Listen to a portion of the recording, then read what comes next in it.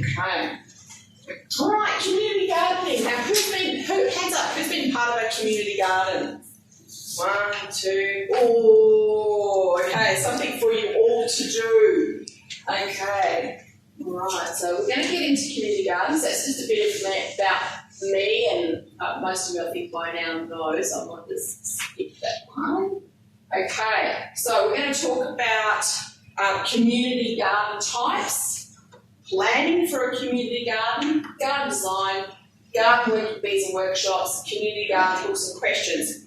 Why are we covering this topic? Because community gardens is affirmative action for local residents. What that means is when you are planting potatoes or radishes or whatever you're doing, you are helping with food security.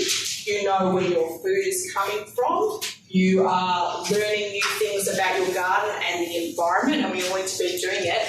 But the great thing about community gardens is you come together and you socialise. Now, I'm very passionate about community gardens. I've recently helped set up one over my side of town. I'm in Preston Reservoir side, and I've just recently gone through setting up a new community garden. So I've got a lot of information to give you, and certainly please ask me questions at the end, because we can never have enough community gardens. Because what happens is when you get a critical mass of community gardens, then we're producing food locally. We're helping people that perhaps are on low incomes and can't get enough food. We're also combating social isolation, and let's face it, last year was really hard for a lot of us, and we need to be talking and even just going for a cup of tea or that sort of thing.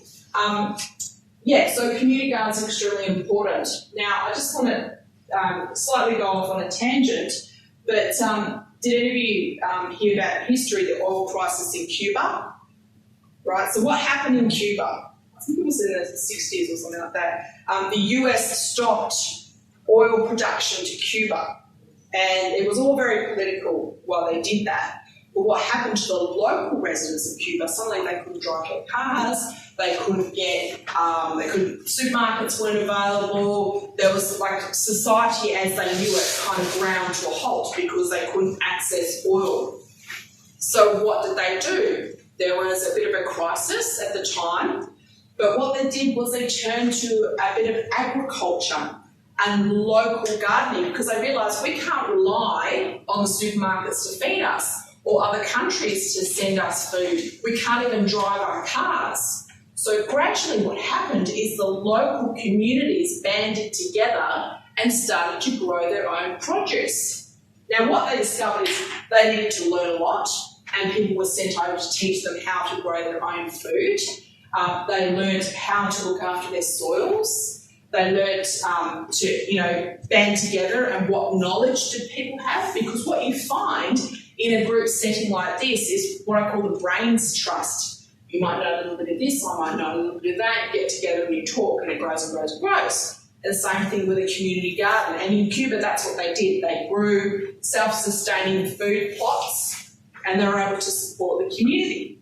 Same thing, if we go back to England as well, you might have heard of the term allotments. Allotments came about from the Second World War, when there was a scarcity of fresh produce, and people were getting diseases and all sorts of nasty things. So what the government said was, okay, we will give you land, just use land, and people are encouraged to grow their own fruit and veg on that.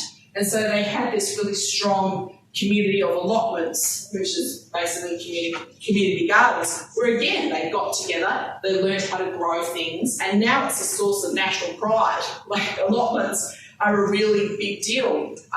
My uncle had an allotment, for instance, right? He'd go down there and he'd grow raspberries and strawberries, and he'd share them with his friends. He had his community down there. He had his friends that he met up with.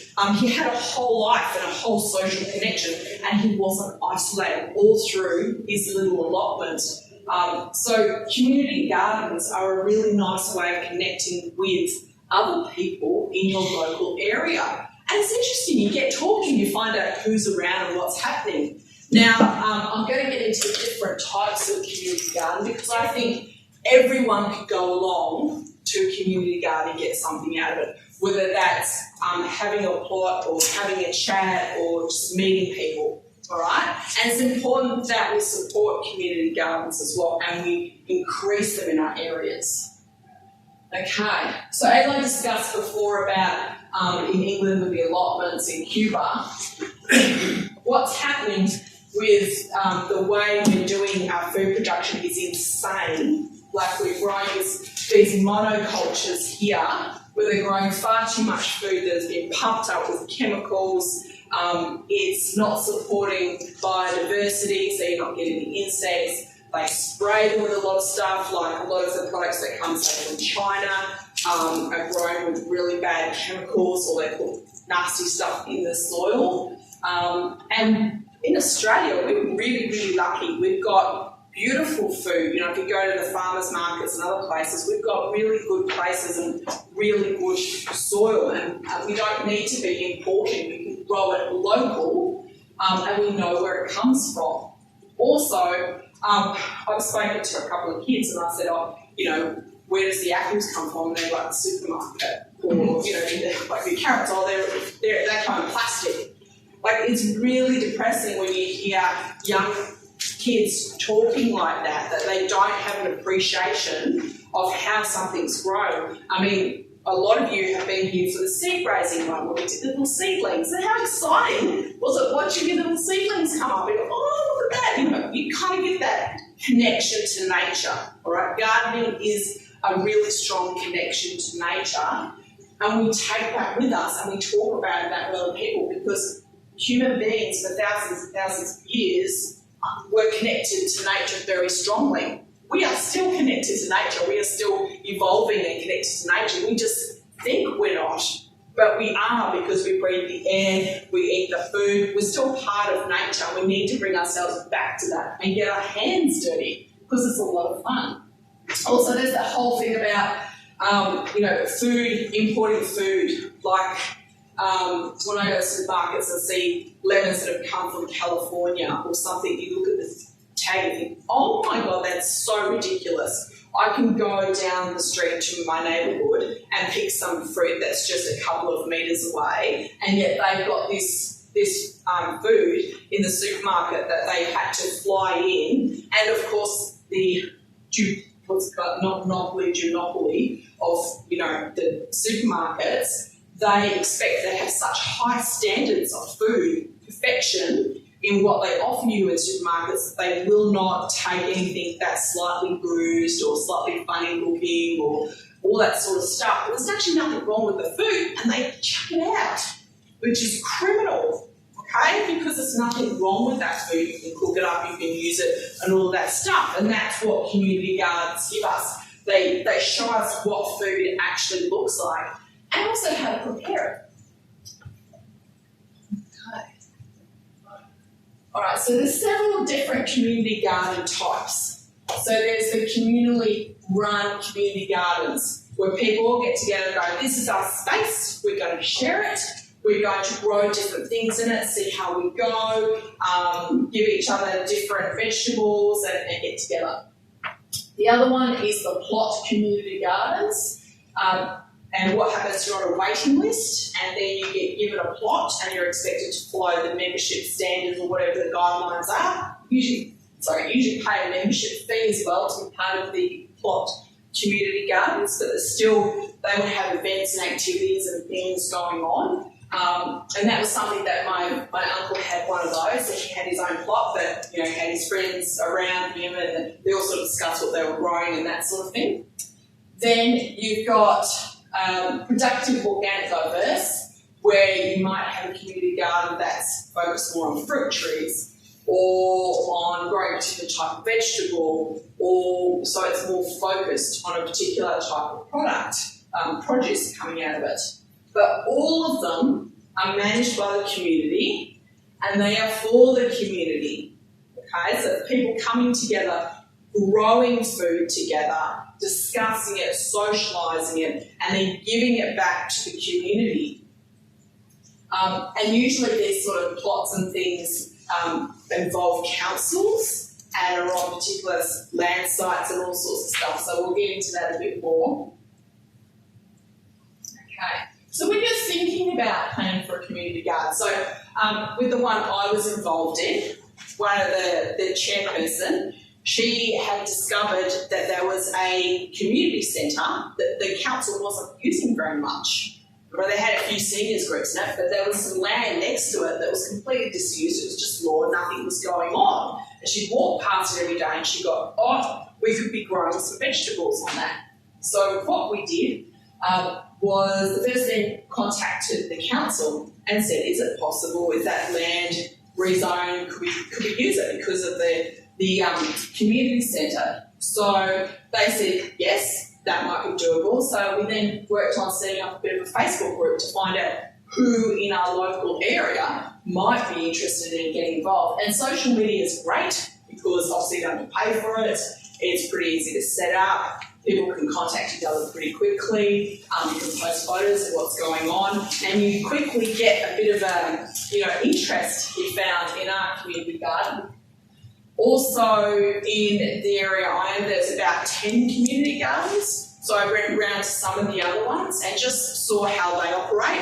Now the beautiful thing about community gardens at this point is there's been so many that you don't have to reinvent the wheel. You can just see how they've done things and decide what model works for you and what sort of details you'd like to pick up and what you'd like to run with.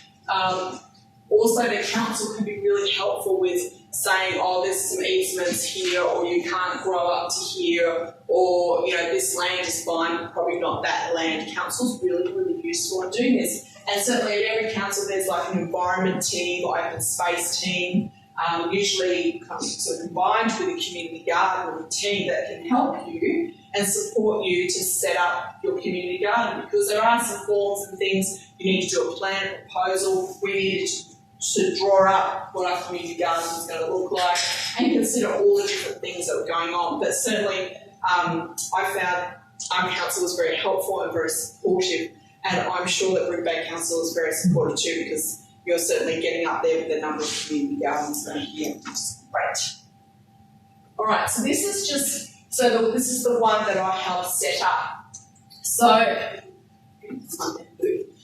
this was the existing building here. This was the community centre, so fairly standard community centre. It had this bit of a triangle of land going on. So what we decided we wanted to do was set up a series of wicking beds, because we wanted to trial different vegetables and educate people on how they grew. And we also had some standard veggie beds here, so we could do a bit of comparison and educate people. We had composting at the back there, so it was out of the way. We had 3 compost beds. Along the side here, we're starting to grow fruit trees. We did have to get one tree removed. There were a lot of weeds and weedy trees, so the council helped us with that. We also did a call out for people to come and do a working bee and just come along and help dig up stuff and get rid of stuff, and that was a good day. We had a bit of a lunch and all that. We also applied for grants, and we managed to get a water tank. I'll tell you a bit more about grants in a minute.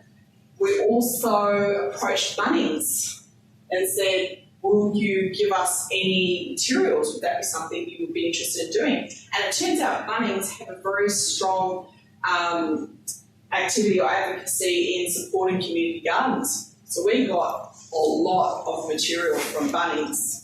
Okay, we had to write a bit of like a sponsorship letter. They don't give out money, but they do give out materials, and they do support local gardens. So we've got like sleepers, we've got wheelbarrows, we've got shovels, all sorts of things from Bunnings, which is really good, that helps set us up.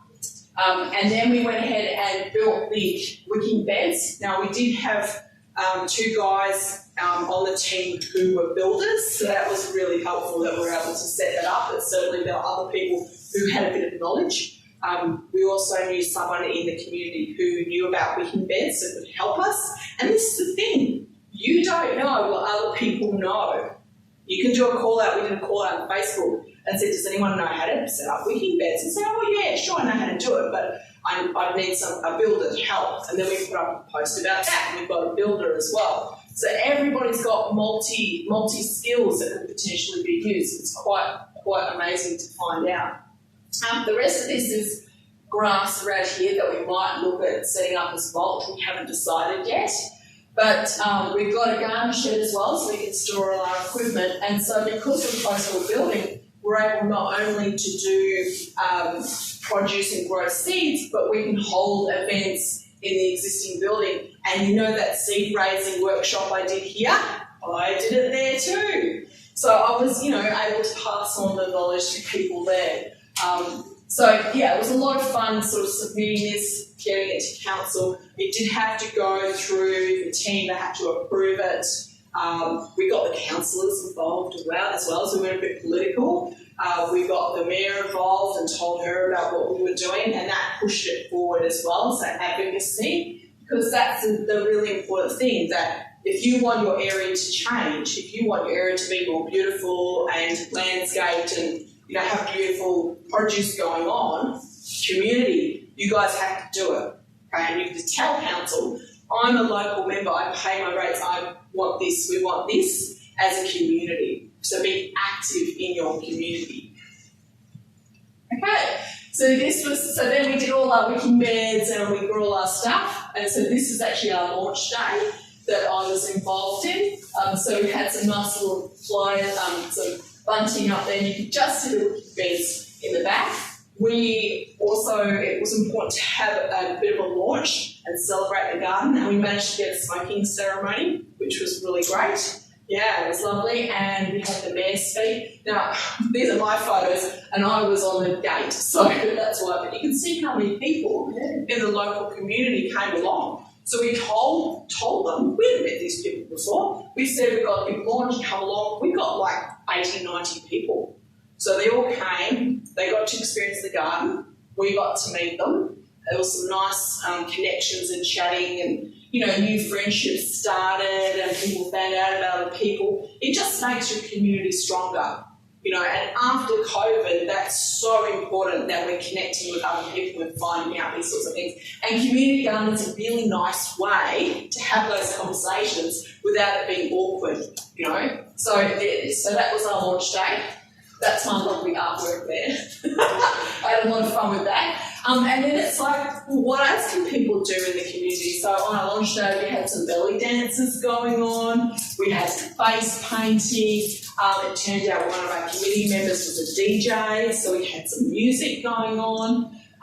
And also, in keeping with the garden theme, we gave away some geraniums here, some free plants. And of course I had some citrus, so I gave away some free citrus. And it was a really, really good day. And we met heaps of people, we made heaps of contacts. And also some local businesses came down and said, this is great, how can I support you? I'm a caterer, or I do coffees, or whatever it was. People were willing to get involved. And what we found with the community garden is, once you mention that it's going on, people really want to help, and you almost have to kind of, your brain to keep up with everybody. Say, yes, we really like what you're doing, but we're not quite ready because we're still building the beds, but sure, probably 2 weeks' time to give us the plants and that sort of stuff. But it was a really, really lovely day. Okay. So it's important when you're doing your garden, thinking of your community garden, the design is really important. You need to think about what the space is and what you might need. So, for instance, rainwater tanks are a real environmentally friendly way of being able to use water in the garden. So what we did was we went to Yarra Valley Water. We're doing a community grant program. So we filled in the form and we said, we're in your garden and we'd love to have a tank. And we got it. We got a full tank. And a hose, and it works brilliant. So, and our council always puts out community grants as well, and I'm sure Brimbank does too. Yeah, absolutely. So the main thing about grants is that they can take a bit of work to do, because you need to explain, why you want to do something and what you need the money for. For instance, with our garden, what we decided to do, we wanted to run 4 workshops to look at including diversity and seniors and young people and education along a gardening theme. So we had 4 workshops. We had my seed raising workshop. We did one on bee hotels. We did one on cooking, like using less waste in cooking, and I think we're going to do another cooking one, but they were in a theme that we filled in the grant form for council, and we got money for that too. Okay, so it's great if there's somebody on your committee that can do the grants, because what we're finding now is we're so busy running the garden that it can be hard to fill in all the forms for the grants, because there's a lot of community grants out there, and at the moment businesses and organisations are kind of desperate to give people money for their community gardens, but for us what we're finding is, we've got so much to do in the garden that sometimes it can be hard to keep up with that. So there's definitely money and support out there if you're thinking of setting up a community garden. Sheds are really important as well, or shelters, something like that is a really, you need that if you're having little events or get-togethers. I went to another community garden near me called Sylvester Hive. They didn't have the facilities that we had. They didn't have a centre, but they had a bit of a shade cloth and we could have a bit of a talk, and they had tables and things set up. But what I said to them, because we know each other, we can support each other. So if they want to run a cooking class, they can come to our centre and run the cooking class and use the facilities. And likewise, if we want more produce, we can go to them. So there starts to be this really nice networking build-up of community gardens in the area, and people start to know each other. It's networking, it's really good. Compost is really important. You always need to add somewhere to do composting in your community garden and at home. You should all do composting where you worm farms. Raised garden beds, and I'd say that for you too, in some way. If you're going to grow your produce, you need to have those raised beds so you're not hurting your back. We spoke about that before. What can you handle? What can your community handle? We also had to think about diversity and abilities. You know, if someone came in a wheelchair or, you know, had leg issues or whatever, could they still participate? We want everyone to participate, so we have to think about the height and what could they do and could they come in and help out. Seating is a really important one if people want to come and have a chat and get together. The propagation house, we're struggling with that at the moment. We're trying to set one up. We haven't quite got there, but again, you will learn how to do your DIY propagation units. So you can see it's not too bad to do on a small scale, and then you can just increase it as you go. Fencing and gates as well. What kind of fencing do you need? Because you need to first of all keep out if there's any feral animals or feral people who are going to come in. You need some sort of fencing and gates. The water features are really important for community gardens, and you might want to, we haven't actually done this one, planted native plants and produce. That might be something you really want to encourage on your local area, your native plants. I was watching, I think it was on Gardening Australia, and there was a guy up in New South Wales in the Cumberland Shire area, which is in Sydney, and what he does, he goes around to remnant areas of suburbs and collects the native plants and takes them back to his place and propagates them, because they're so fast they're losing them up there and he can't keep them all. They're going extinct. So actually having a bit of a native garden as well as a produce garden could be really good, because do you know what the native plants in this area are? Do we have any ideas? No.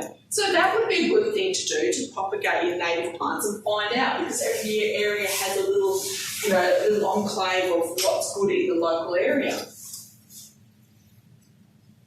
All right. So construction plans. So you have to be a bit patient when it comes to construction. Certainly we were waiting 2 years for council to approve our community garden. It took a lot of pushing, but we got there in the end.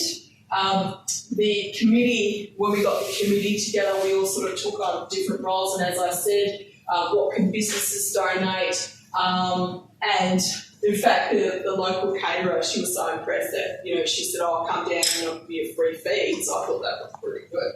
So just connecting with local businesses and finding out how they're going as well. And the launch is a big deal with community gardens, and getting that, really announcing it to the community.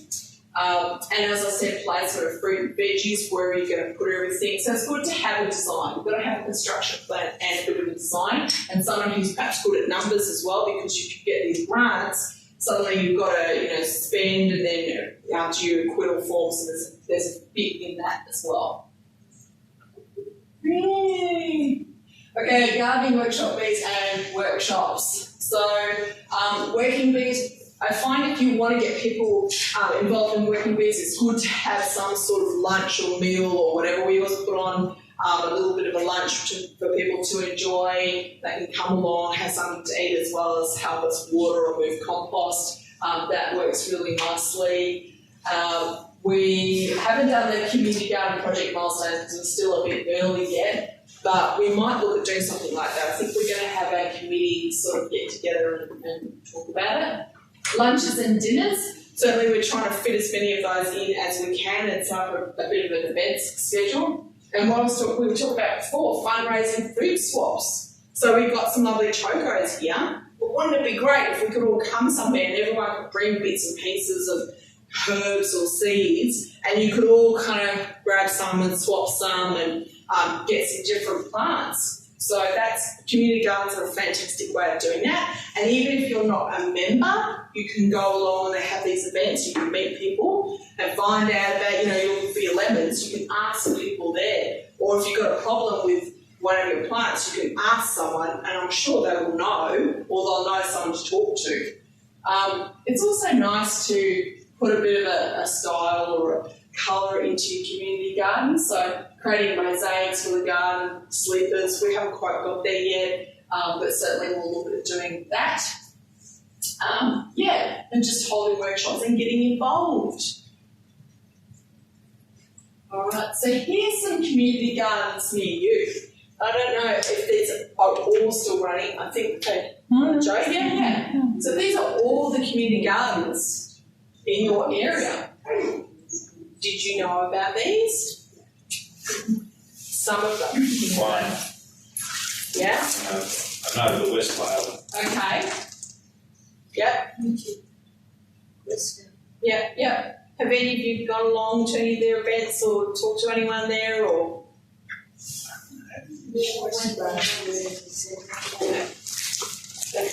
Okay. Yep. Is it seniors? Well, not for 2 years, of course, but they used to have one big event. Okay. Yeah. Well, just going along and finding out what they do. For instance, with our community garden, we're open every Sunday, so people can just come along and meet us and have a chat. And then we also have workshops as well, so they can come and find out. So all of these places will have different events and schedules of things going on that you can be involved in. Look, you're all gardeners, you're all obviously interested in gardening, so I don't want tonight to be the end of your sort of knowledge and learning and all that sort of stuff. These places near you will, you can meet other people, you can learn more and get involved more and try different things. It shouldn't just stop now. You want to get out and learn and meet people as well. Meet people in your local community, because if something happens or you need some help with something, they might know someone who can help you or they can help you. It's really important that we have a robust community and we're all supporting each other. So, there's a bit of everything, communitygarden.org.au. There's also the food network, .org.au, where community gardens will get together. There's also 3,000 Acres, which are an organisation dedicated to helping all community gardens in Melbourne. So they do a lot of lobbying. They try to reduce the amount of insurance community gardens have to pay. They also help with delivering compost and mulch to community gardens. And I think they set up compost sites at community gardens that maybe don't have the funding at that point. So there's actually a heap of support for community gardens out there. You just need to know where to look, and there's lots of people that can help. So these are some that are already set up. So if any of you have an idea on a piece of land around Brimbank that you're thinking, that could be a really good community garden, get in touch with council and find out about it, but also talk to the other community gardens. We all work together. We are stronger together. Okay. Cool. And so here's some books if you want to go further with it. The Sustainable Gardening Australia is a site where they also run a lot of workshops, but they have a whole manual, community gardens manual, where they've worked it all out for you guys.